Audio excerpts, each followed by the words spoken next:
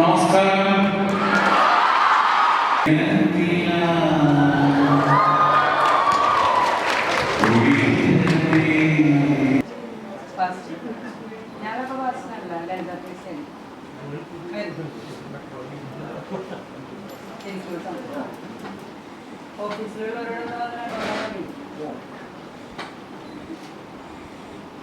കുട്ടികളെ കാണാനായിട്ട് ഓഡിറ്റോറിയത്തിലാണ് സൗകര്യം.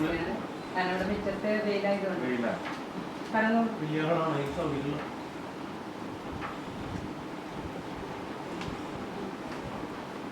ജസ്റ്റ് ഇപ്പോൾ ഒരാൾത്തേക്ക് അല്ല,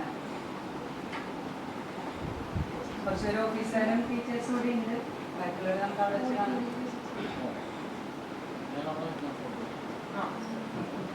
നിങ്ങളിപ്പോൾ ഇവിടെ കൊട്ടർക്കാട് നിൽക്കാൻ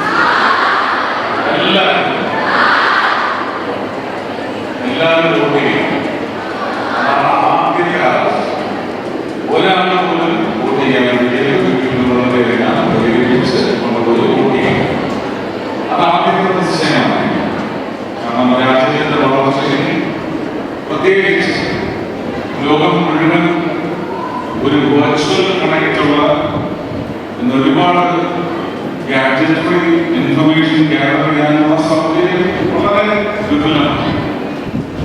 വീട്ടില് ഒരുപക്ഷെ രാഷ്ട്രീയ ഇഷ്ടം അനിഷ്ടം ചായ്വ് ഒക്കെ കൊണ്ട് വോട്ട് ചെയ്യുന്ന പല വർഷങ്ങളിലും ബുദ്ധിമോശം സംഭവിച്ചു പോയിട്ടുണ്ടെങ്കിൽ അത് കൃത്യമായി യുവതയ്ക്ക് വീട്ടിലുള്ള ഓരോ യുവാവിനും യുവതയ്ക്ക് കൃത്യമായി രാഷ്ട്രീയത്തിന് നമുക്ക് വഴങ്ങി രാഷ്ട്രീയത്തിന് അടിമപ്പെട്ടൊക്കെ ജീവിക്കാൻ സാധിക്കും.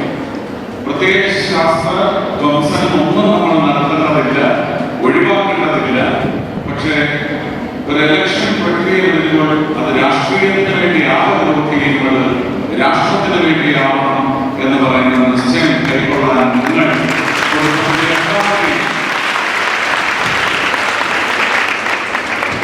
അതിനൊരു കുറുക്കുവഴി തേടണം. അതിന് മോശപ്പെട്ട ഒരു മാർഗങ്ങളൊന്നും തേടണം. നമുക്ക് കല എന്ന് പറയുന്നത് നേരിന്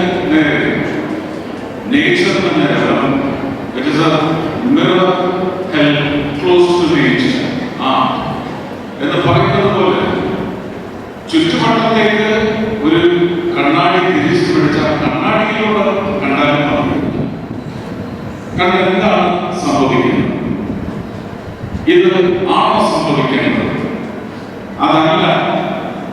എന്റെ രക്ഷിതാക്കൾക്കും അവരുടെ പൂർവികർക്കും സാധിക്കാത്തത് ഞാൻ വഴി സാധിക്കണമെങ്കിൽ സെൻസിബിൾ വോട്ടിങ്ങിലേക്ക് ഞാൻ എങ്ങനെ എന്റെ വീട്ടുകാരെ കൊണ്ടുവരണം, എന്റെ ചുറ്റുവട്ടത്തെ വീട്ടുകാരെ കൊണ്ടുവരണം, എന്റെ സമൂഹത്തെ കൊണ്ടുവരണം, എന്റെ സംസ്ഥാനത്തേക്ക് കൊണ്ടുവരണം എന്ന് പറയുന്ന നിശ്ചയത്തിലേക്ക് എന്ന് യുവത എത്തുന്നുവോ അന്ന് നമുക്ക് ലെജിറ്റിമേറ്റ് ഡെമോക്രസി എന്ന് പറയുന്നത് നടപ്പില്ല. അതിനുവേണ്ടി പണിയെടുക്കണ്ടേ? എല്ലാവരും പണിയെടുക്കണ്ടേ? വോട്ട് ചെയ്യുന്നതാണ് ആദ്യത്തെ പണിയെടുത്തത്. അത് കൃത്യമായി വോട്ട് ചെയ്യുക എന്നുള്ളതാണ് ഉത്തരവാദിത്വമുള്ള വോട്ട് എന്ന് പറയുന്നത്. അങ്ങനെ ഉത്തരവാദിത്വമുള്ള വോട്ടിംഗ് പാറ്റേണിലേക്ക് നമ്മൾ എത്തിയാൽ ഉറപ്പായിട്ടും വമ്പിച്ച ഭൂരിപക്ഷത്തിൽ ജയിക്കാനുള്ള ഒരവസരം എനിക്കുണ്ടെന്നുള്ള ആത്മവിശ്വാസത്തിലാണ് നമ്മുടെ മുമ്പിൽ വോട്ട് അപേക്ഷിക്കാൻ വന്നിട്ടുള്ളത്. കഴിഞ്ഞ 5 വർഷത്തെ തെരഞ്ഞെടുക്കപ്പെട്ട ആളുകളുടെ പ്രകടനം ഈ ലോക്സഭാ മണ്ഡലത്തിനുള്ള സംഭാവന ഇതൊക്കെ വിലയിരുത്തണം. വെറുതെ തള്ളിക്കുവാൻ ആളുമായതുകൊണ്ട് കാര്യവും ആ 5 മുന്നോട്ട് കൊണ്ടുവന്ന രാഷ്ട്രീയത്തിന്റെ ഉത്തരവാദിത്വം അത് നിറവേറ്റി.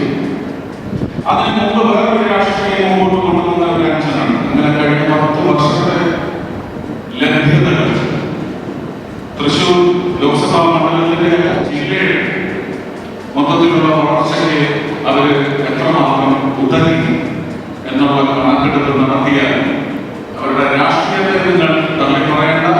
പക്ഷേ രാഷ്ട്രത്തിന് അവർക്ക് നൽകേണ്ട അവരുടെ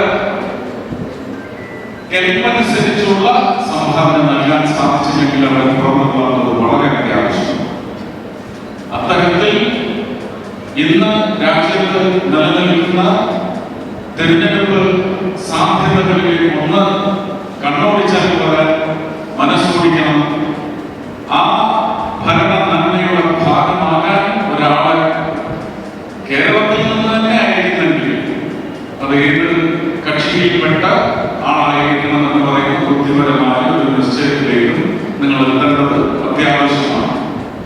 400+ സീറ്റുകളുമായി ഭാരതീയ ജനതാ പാർട്ടി കേന്ദ്രം ഭരിക്കുമ്പോൾ നിങ്ങളുടെ തൃശ്ശൂരിന്റെ MP അവിടെ ചെന്ന് പുസ്തകം വലിച്ചു കയറിയാലും ബില്ലുകൾ വലിച്ചു കയറിയാലും വെറുതെ താല്പര്യപ്പെടുന്നെങ്കിൽ ജോലി ഉണ്ടാക്കാൻ പോകുന്നവരാവരുത് എന്നൊരു അഭ്യർത്ഥന നിങ്ങളോടുണ്ട്.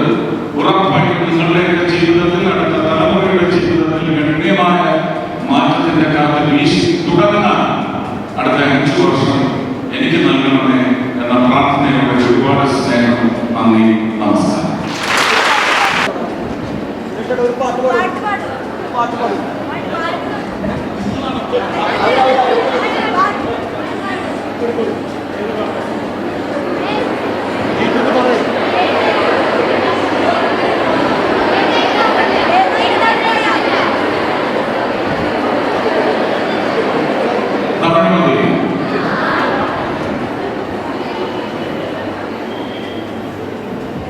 You